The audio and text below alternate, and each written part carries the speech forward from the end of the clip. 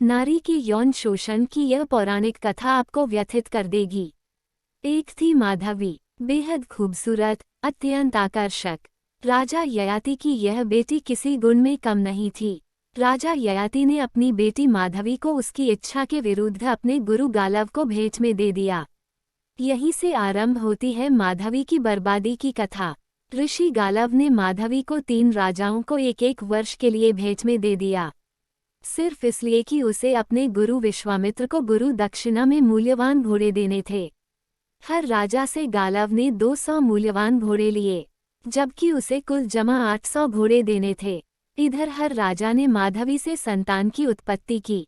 राजाओं से प्राप्त घोड़ों को उसने अपने गुरु विश्वामित्र को गुरु दक्षिणा के रूप में दिया।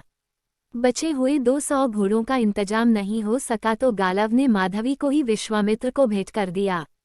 माधवी विश्वामित्र के पास तब तक रही जब तक उसने एक पुत्र को जन्म नहीं दिया। जब विश्वामित्र को पुत्र की प्राप्ति हुई तब गालव ने माधवी को वापस लेकर उसे उसके पिता ययाति को लौटा दिया, क्योंकि अब माधवी उसके किसी काम की नहीं थी।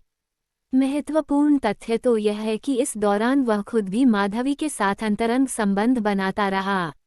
यह कथा अपने आप में इस बात का उदाहरण है कि नारी की स्थिति उस युग में भी चिंतनीय थी। अगर एक राजा की बेटी राजकुमारी होकर माधवी इतनी अजीबोगरीब हालात से गुजर सकती है तो उस युग की निम्न वर्ग की नारियों की स्थिति की कल्पना ही की जा सकती है।